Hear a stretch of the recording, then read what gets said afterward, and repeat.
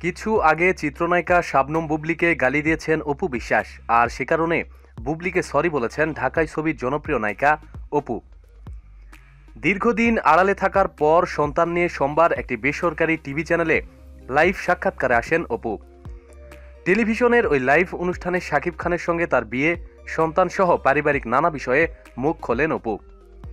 এ সময় নিজেদের বিষয়ে কিছু আগে নায়িকা শবনম বুবলীর সঙ্গে খারাপ ব্যবহারের কথা স্বীকার করেন এবং তাকে গালি দেওয়ার জন্য সরি বলেন। উল্লেখ্য, কিছুদিন আগে বুবলী শাকিব খানের সঙ্গে ফেসবুকে একটি ছবি দিয়ে ক্যাপশনে লিখেছেন ফ্যামিলি টাইম। শাকিব কিভাবে তার ফ্যামিলি হয় এই বিষয় নিয়ে অপু বিশ্বাস চটেছিল বলে গণমাধ্যমে প্রকাশ হয়। অপু বিশ্বাস জানান, গুলশানে শাকিবের বাসায় 2008 সালে 18 এপ্রিল বিয়ে হয় তাদের।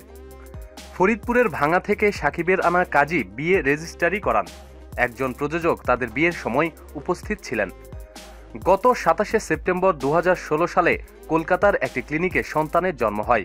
সন্তানের নাম আব্রাহাম খান জয়। অপুর অনুরোধ সত্ত্বেও সন্তান জন্ম দেওয়ার সময় শাকিব খান হাসপাতালে যায়নি। বিয়ের বিষয়টি শাকিব খান গোপন রাখতে বলেছিলেন। তাছাড়া শাকিব খানের পরিবারের সবাই তাদের বিয়ের বিষয়টি জানেন। প্রতিদিন সব খবরাখবরের জন্য সাথেই থাকুন এবং সাবস্ক্রাইব করুন। ধন্যবাদ।